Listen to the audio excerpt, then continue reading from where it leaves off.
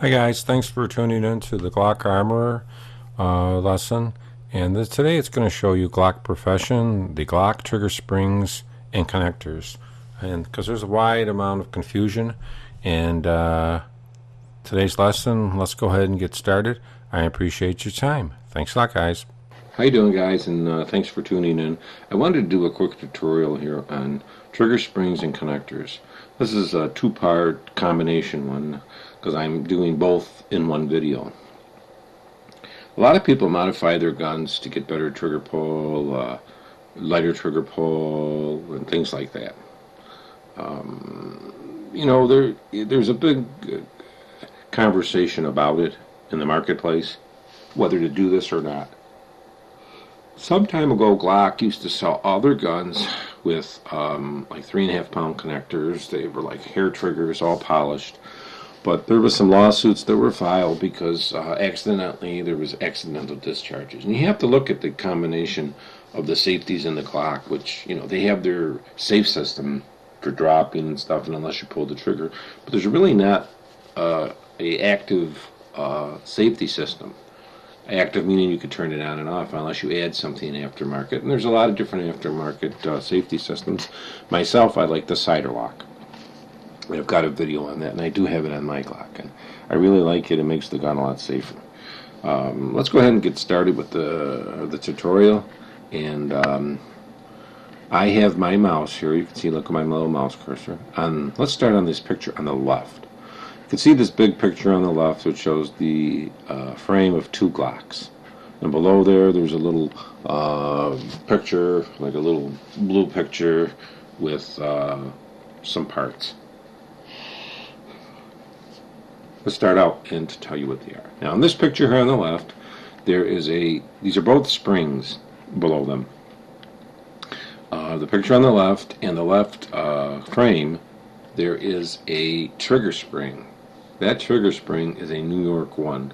They do make a New York 2, which is orange, but I did not include for this purposes. The New York 1 is an 8-pound trigger pull. Okay, the spring is an 8-pound trigger spring. Putting in is relatively simple. When it goes in, it kind of looks like this. So this rides along this. There is no spring like on the right. You see this spring there, and this is your stock trigger spring. So changing it to a New York 1 trigger spring will give you a very like a revolver type resistance. Okay, what you have to do if you want to make it equal to like a stock Glock, you have to put a connector in it, and that brings us over to the right picture, and we can see some of the connectors that there are available for the Glock. There's more. The 8-pound has a plus, and these are OEM ones here up on top I'm showing you that are in red. The 8, 5, and the 3.5, those are stock ones. Those are high quality stock Glock parts. You can buy those off the internet. I found eBay the best source. Here's an 8, which is a plus. The 5 doesn't have a marking, and the 3.5 has a minus. And if you look up at the pictures up on top here on the right hand side, you can see the differences in them and why they do what they do. You can see this 5 is more like this, whereas the 3 is a little bit more angled. It gives a sharper, easier for it to slide off of it. Now below is an aftermarket connector. I don't recommend aftermarket connectors on your guns. That's going to really be up to you. But let's go back again here on this left picture.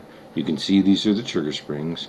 So what you'd want to do probably is get what happened, the trigger, there were two hair triggered, so Glock for the police departments put the New York 1, and that's why it's called New York 1 and New York 2, after the New York Police Department. But I found with the New York 1, with the 3.5 pound, this 3.5 pound connector, it's sweet. So I would say use the New York 1 and the 3.5 pound connector, and it will give you a very, very nice revolver-like pull. But I wanted to show you that, and picture's worth 1,000 words, so you can actually see how these parts are installed and how they affect the operation of the gun. I don't really recommend going with aftermarket Ghost or these other ones. I don't recommend them. I would stick with OEM Glock. I think you'll have better use out of the gun, and it'll be more effective. Most people modify their guns, which, the Glocks are really not target guns. People do modify the hell out of them. I modified mine, but I did not modify really any of the major parts inside of the gun. There's very few aftermarket parts. The only thing I think I have in there is a different spring and recoil rod, and I have a extended takedown lever, and a extended slide release, and then I have some different sights and a cider lock. But that's it. I didn't really modify any of the internal parts. I have the New York 1 trigger spring, and I have a 3.5-pound connector.